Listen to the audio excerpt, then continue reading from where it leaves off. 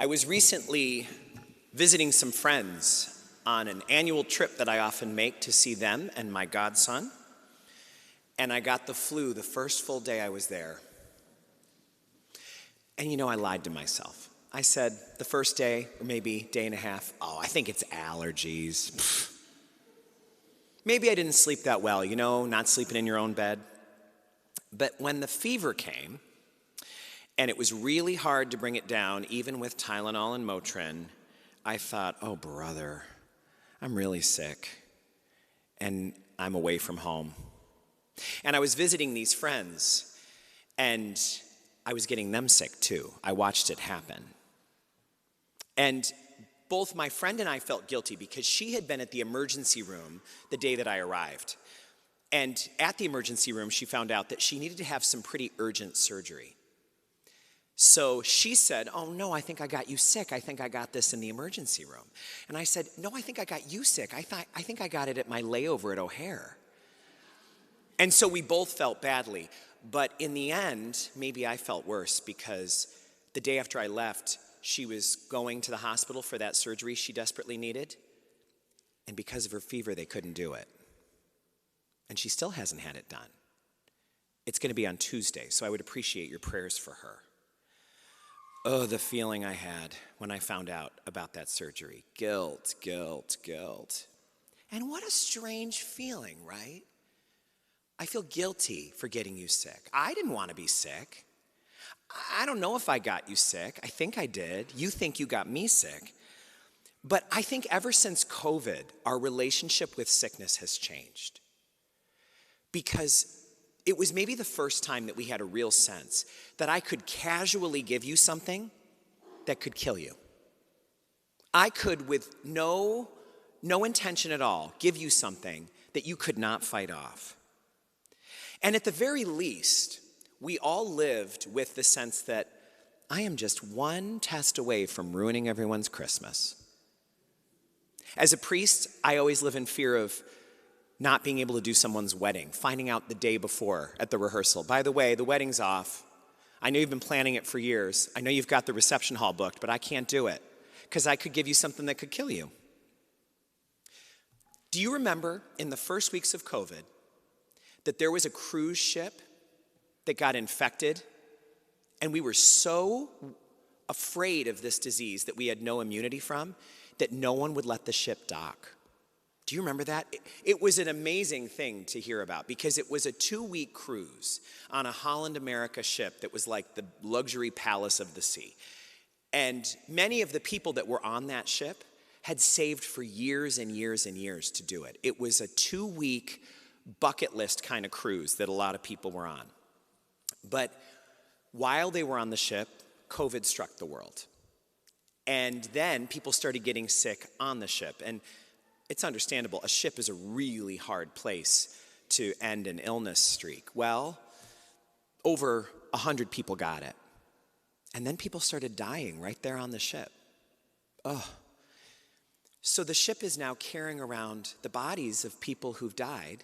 And all of these people are stuck in their cabins, including the ones that no matter how many years they saved, they could only scrape together enough money to have a cabin with no windows on the inside corridor. That ship sailed from country to country asking to dock so the people could get off. And every country said, no, you'll kill us. It's not safe. That 2-week cruise turned into 2 months. One of the women who was interviewed when she got off said, I don't ever need an ocean view again for the rest of my life. I think I've seen it. I think this gospel shows us how much wisdom, or at least experience, we've gained from living through something like that. These kind of stories used to sound like, what? Leprosy, go live on an island somewhere, nobody wants you. But now we get it, at least on some level. Oh yeah. Imagine what it's like to see the first little chicken pox on you and go, oh no. But we know what that's like. It was in 2020 when we'd get a sore throat and we'd think, oh no, please, no. Those lepers wound up having a little symptom and then it ruined their lives. And so we can relate better now that many of us have ruined Christmas without intending to, or ruined someone's wedding. Many of us have a loved one in our family who got COVID and didn't make it. And so we're traumatized by that experience.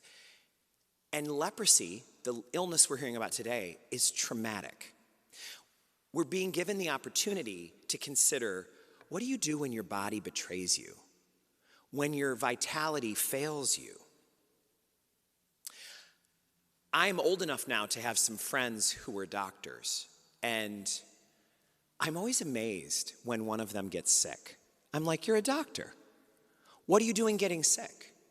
But of course, it's just a reminder that only God does miracles. Doctors are human too.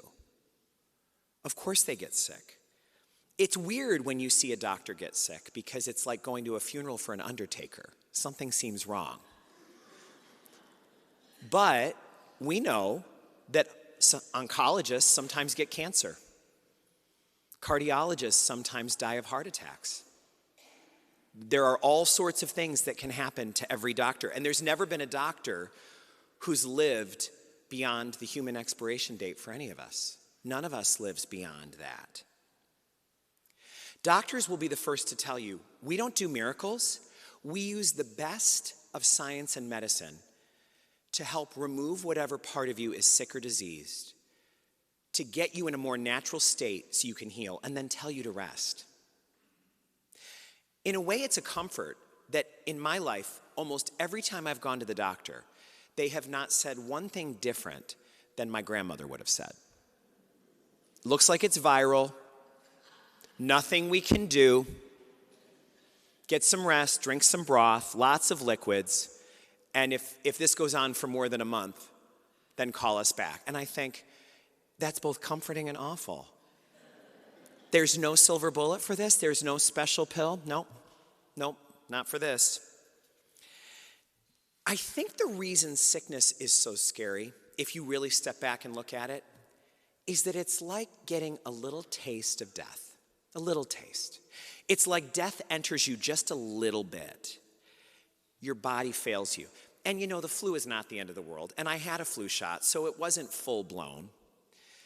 But I could not get rid of that fever. And I don't know about you, but when I wind up having a fever or really feeling like garbage for a while, my mind goes too. I get gloomy. I start thinking I'm never going to get better. I have no optimism. And I said to a friend, is that normal or is that just me? And she said, you're a man. It's normal. Touché. I knew you'd laugh at that. The thing we have to know is that every problem that comes into our life comes with a gift in its hands for us. No matter how unwelcome a problem is, there's always something for us to learn. And I think we can ponder some of the lessons of illness. And one of them is that recovery takes time. And it's a little bit humbling to realize the world goes on without us. It's amazing, but no matter what our job is, no matter how important we are, if we need to step back and recover, the world will continue turning. And that can sometimes be strange for us.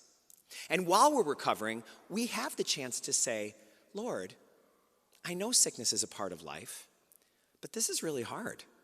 Any of us who've ever spent a night on a bathroom floor with our face against the tile, we think, how could this be? Why would I be taken down so quickly by some mysterious thing I can't even point to?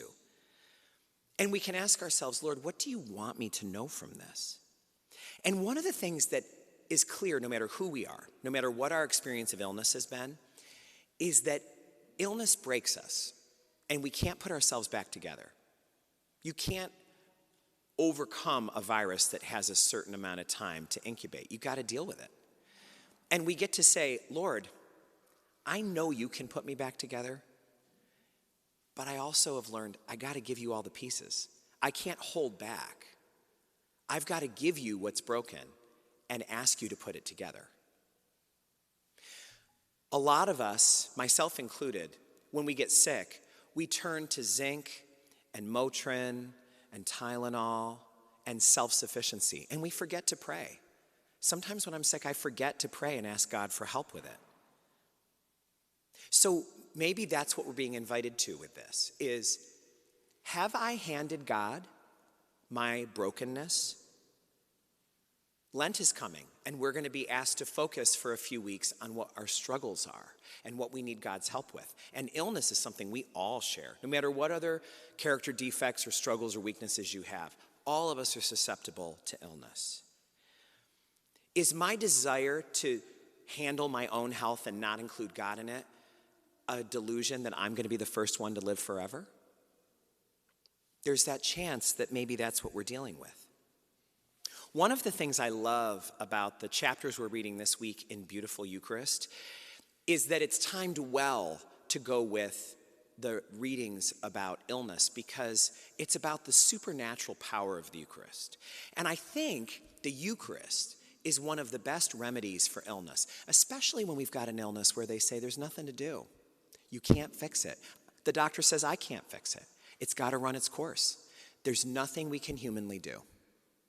And so there's an image that one of the reflectors in the book gives this week of us coming with our meager little candle with its tiny little wick and lighting it to this supernatural flame of God and Christ in the Eucharist. It's like when we come forward, we're bringing our little candle that is so withered and we're so in need of a little bit of light, and we touch it and it bursts into flame. Not because of anything we did, but because we came close to the source of all the power, of all the healing. So the truth is, whether we knew it or not, that's the best reason for us to be here, to touch our wick to the divine flame. And so no matter what we're carrying, no matter what sorrow, no matter what guilt, no matter what illness, we're being encouraged to touch our wick to God's flame and to allow the healing that can only come from God to commence.